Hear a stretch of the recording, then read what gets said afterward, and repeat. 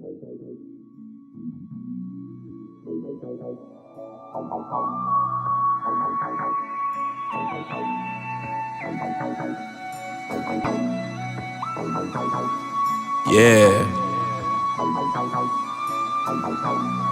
Playa presidentship.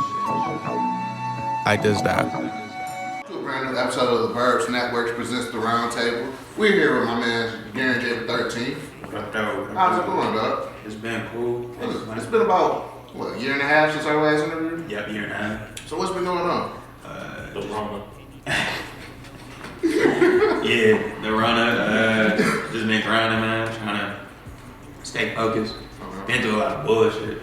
Besides that, just staying on top, making sure I stay head first. You know what I'm saying? We're also here with my co-host, Alex. How's it going, my brother? Man, I'm going good, man. Another day above ground. Baby girl gonna be 4 months next week. I can't complain, man. Thank you. We got Driz back behind the camera once again. What up, Driz in the ghost, bro. I don't know who part of the fine. You or Carmen San Diego. Dog. Shout out before we start. Shout out to our sponsor, Box Water. Appreciate y'all for supplying us. And once we get a little more into the interview, we'll let you know some things that we got planned with you.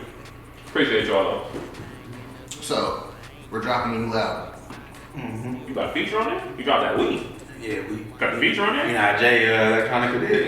Yeah. And Jay just hopped on that bitch like, yeah, we dropping a new album. I know this is about you, but Ho is a little too good to be. Is Ho 51 yet, or are you 5 51. Ho a little too good to be 51, bro.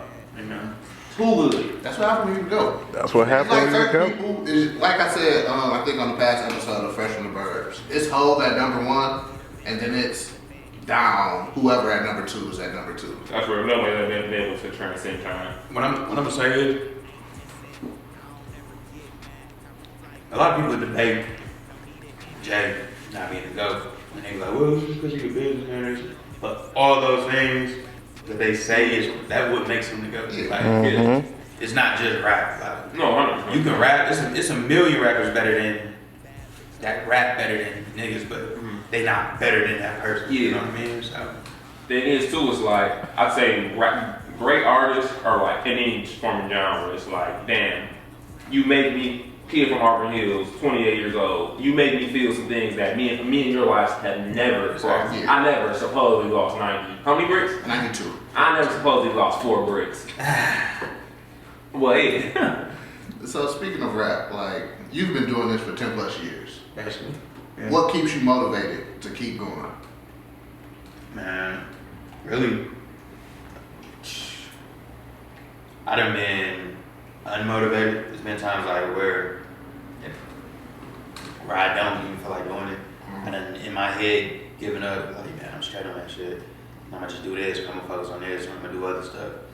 And then there be times like, that's how I know I love it, because I start getting frustrated with life.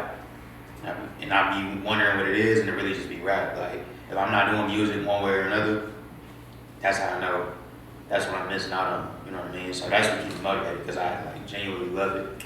You know, it's like losing a family member. You know what I'm saying? Or a limb. Like, I just can't see myself not involved in music one way or another.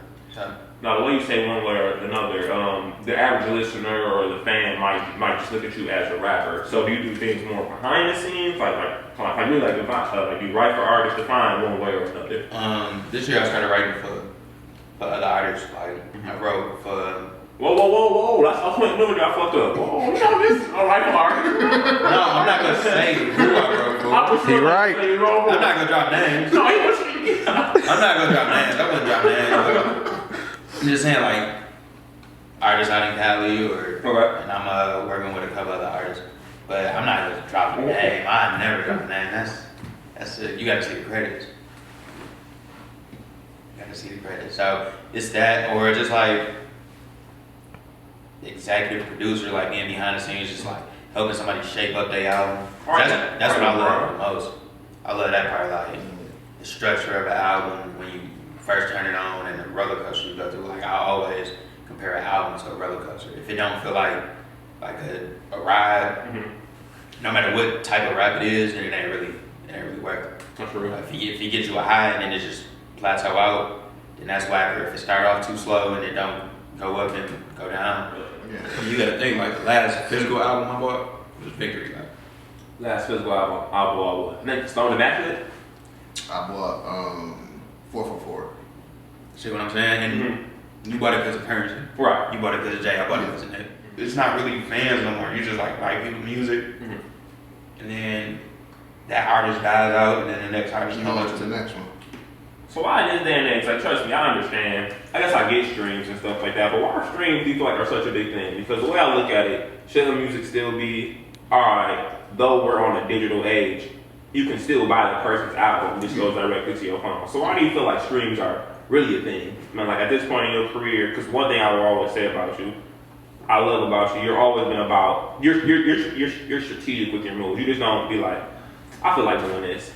So do you feel like you have to kind of go that way when we're doing more stuff? Like you pay attention to streams in that way, or like how do you feel about that?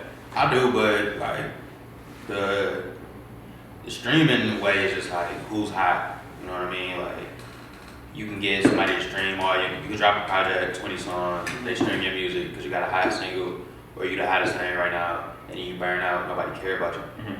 I be looking at it as a longevity thing. Like that's why I focus more on the clothes now. Right. And mind you, remember back in my earlier days, I was like, I don't want to focus on clothes. Yeah, I remember that. Merch. But I started seeing like how it connect with people. You know what I mean? Like people wear your clothes and feel like they're a part of something. I'm like, man, this is, I don't know. And then I started tapping into it more, and I started putting out t-shirts and hoodies, and then I realized like people want more quality than that. So like I got the jogger sets dropping, or they dropped. And I got other stuff dropping, so I'm like, I want to make sure that my stuff is quality. So then when I do drop music, it's all a lifestyle now. Yeah, like, of course. Okay. Yeah. Now you listening to the music, you wearing the clothes, you coming to the shows, or you watching the vlogs, the interviews, you feel a part of what I'm doing, or you on my social media. And that's another thing too. Like a lot of people hit me up about my lifestyle. Like a lot has changed, so I don't drink alcohol no more. And I haven't really spoken about this, but I got 2 DUIs. So my You are a wild boy. and the crazy thing is, my second one was I was just part asleep because I didn't want to drink drive, be drunk drive, and the cop came up, opened the door, and that shit went left. He can arrest you for that? Technically, I think you would. Technically, if you don't take a breathalyzer, like I don't know what happened, but I think if you don't take a breathalyzer, aren't you like admitting at fault or some shit like that? It's weird. It's so many things, so many ways. Like, and then if you do, like my lawyer was telling me, he was like, if you do a breathalyzer, you can fight it because the breathalyzers, like the person who's handling the breathalyzers, they shit don't even it's been messed up. They went out of business. So if you got a DUI like within the last year or two, you can actually fight it. Listen, shoot or shoot. Once it's running out, these access systems coming, But he was telling me, he was like, it's no point. He was telling me, he was like, don't pay me. He was like, it's no point in fighting it because it's your second. And he was like, it just looked too crazy. He was like, you might as well just play the system the way it's played, and just learn from it. And from that, like the day I got arrested, I stopped drinking. I stopped drinking. I was like, I'm done. But I was already planning on stopping. But I was like, it was like a sign from God. I woke up that morning and prayed, like I want to stop drinking. That night, I went to jail for drunk driving, and I was part of it. So I just took it as a sign. I'm like, I'm good. I'm straight. So. What was your drink of choice? Champagne. You was getting lit off the pain? But you gotta think, like, if I'm at an event and I'm drinking champagne and we like, let's take some shots, I'm not gonna turn down the shots. I for sure have been a couple places with JG pop out of nowhere. Here. I'm like, oh man, she's trying to get on my pants? I so much liquor. So outside of stop drinking, you living like a vegan lifestyle. So what made you make that transition? You for sure posted some tacos the other day. I'm a vegetarian, but a vegetarian. But Did you not post some tacos the other day? But they was veggie. No. I'm saying I was saying them bitches look good. That's what I was saying. I made that change maybe 2 years ago. Started doing it, and then stuck with it for real. It just was like it felt healthier, it felt cleaner. It wasn't no like we should all stop eating meat type stuff. I don't even shame people who eat it, but when you people ask questions, I focus on doing it. You know what I mean? And I stick to it, and I've stuck to it for 2 years now. So I'm like, this is me. This is what I want to be a part of. And it's kind of hard to get used to because as a man, you need certain things to keep functioning as far as food. So you lose a lot of protein, so you gotta find replacements and all that. So that's basically what it is. So I know McFly is McFly has a $3,000 bet. Yes. Fuck them kids, right? Is it fuck? Fuck the charities, I guess. Fuck the charities. His opinion. So basically, I got a $3,000 bet that I can run a marathon by next summer. 26.2. Nah, I hate that. Why is it 26.2? Why can't it be 26? 26, that's so petty. That point two, when you tired, it's a lot. That's what I'm getting. So now I'm like transitioning and eating cleaner. I'm still eating meats and stuff like that, but eating more clean and working out every day. The Rona messed up my working out every day. I can't hit the gym. But I'm still on the eating clean though. Right. As much as I can. Well, I know you said once this stuff dies down, your first $1,000, you gonna want to trick off on some home equipment. You know, weights. But what you can do, like I haven't been running, and cardio is the biggest thing. Sure, 5 miles this week. But I see you be posting and walking around the block. Listen, But that's good though. That's good cardio. Listen, I need it. Like I said, I literally, this was the first week I've started running since my daughter was born. And it's like, she's been in 4 months, so I'm just like, I need to, because like once the time of summer hits, I don't want to feel like I'm starting all over. I kind of want to get my body trained back to it. So for you, like, what I would do if I was you, like not cut back on meat, because your body will just like go left. Yeah. You get a fuck with your head. But like you stick to, like I don't know if you eat seafood or anything like that. Like the only meats I really cut out my diet is beef and pork. Yeah, that's it. That's all. That's really all you need. Like if you like trying to be like just cut back, beef and pork the only thing because beef stay in your body for like days. It takes longer to digest. And then the pork just try for real. Yeah. Like once you stop eating it for a while, pork just like it just. Sometimes I'll be wanting like a burger, but I never want pork again. Of course, yeah. That junk crazy. Like I said, I'm not the healthiest eater, but I have like a lot better over the years. Like I really don't mess with pork. Every blue one I might get like light pepperonis on the pizza if I decide to have pizza. But I also realize like man, it's like once I eat certain things, I can tell I can tell dude in my body like man, I wake up the next day being sluggish or something like that, or I just feel I don't know, it's crazy. I feel so consumed.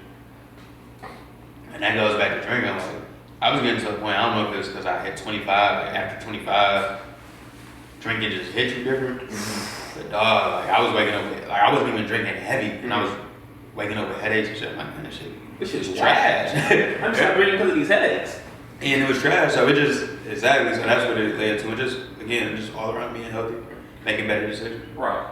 Alright, so let's transition back to the music. The fan, like, I've seen your career, because I remember the first video I ever saw from you.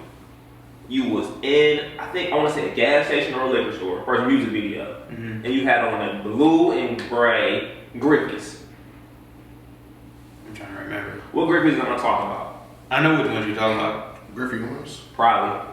The best pair was the black, white, and emerald pair. Yeah. Remember how they got the gray, white, and baby blue pair? Yeah. That was the first video I ever saw you in. I'm trying to remember that video. I was in a gas station. Yeah, either in gas station or a liquor store. But since then, I say probably, for me, like, the banger from you has been True Way. True Way, yeah. Do you feel like, I mean, you agree with that? Do you feel like this project, do you feel like I need to, because like with a lot of artists, it's like, all right, I made a banger earlier in my career, so I kind of have to live up to that. Yeah. Have you ever felt like that? Have you ever felt like that throughout your career? No, just because, like, I think, like, I feel like I've made songs that might not have been as hard as True Way, but I've took that step and it's still, like, I don't feel like I missed a step like Pros.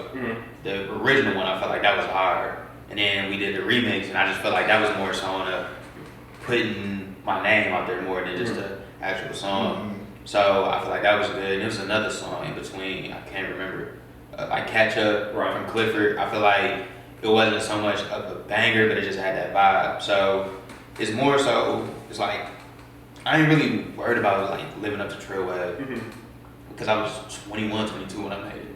You know what I mean? But also all the music I made around it, I didn't know who I was as an artist. You know what I mean? Like, if you listen to my music, it's like, you got Trill Wave, and then another favorite, people like it's 1,000 Prayers. Oh, yeah. And they similar because DZ made the beat, but they two different types of songs. Like, and then you got Girls Love the Party or just all these different songs, and it's just like, who is this artist for real?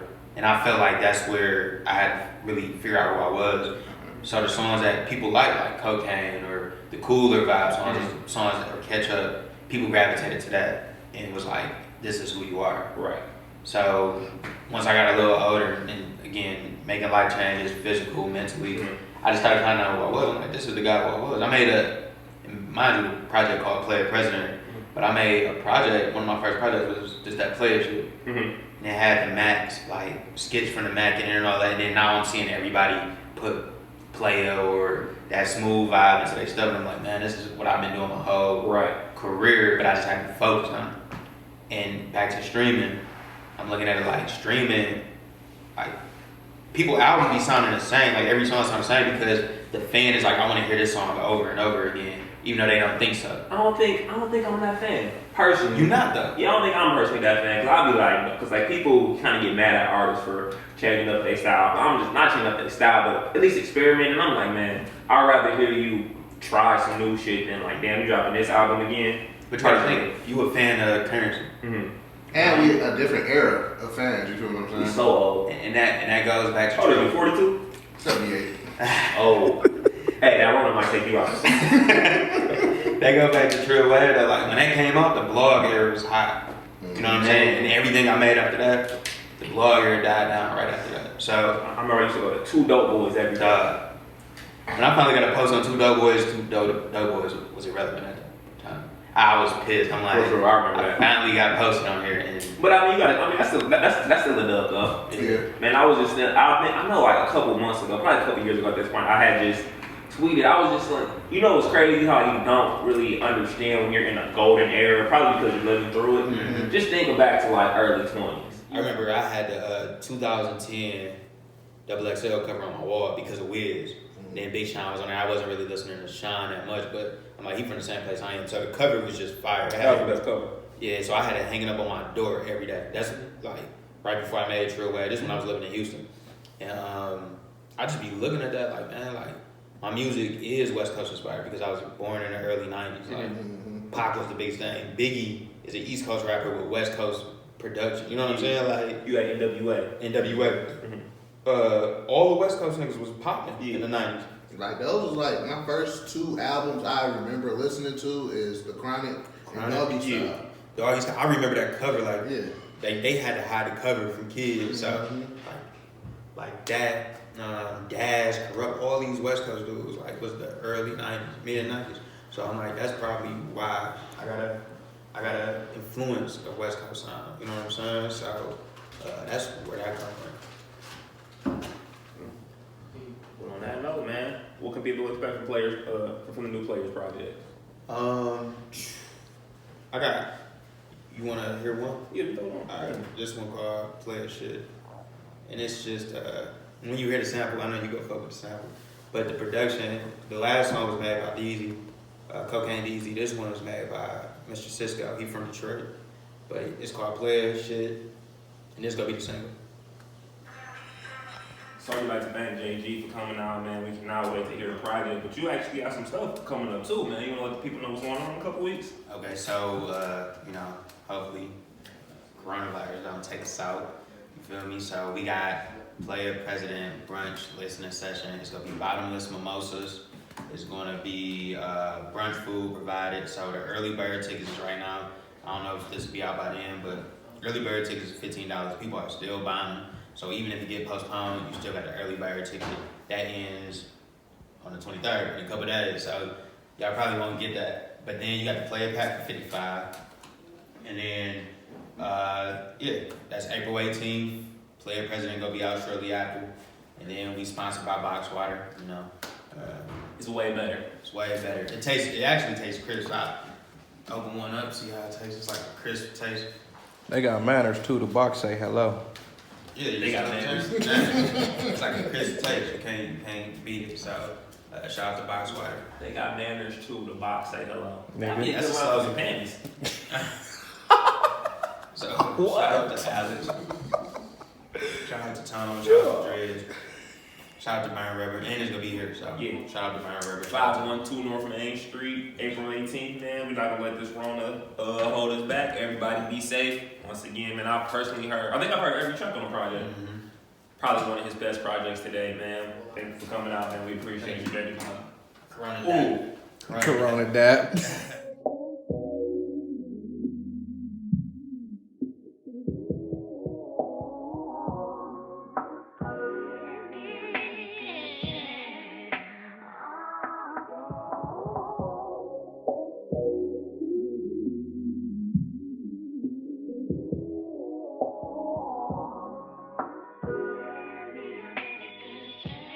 It's my shit right here. Come from nothing, push start.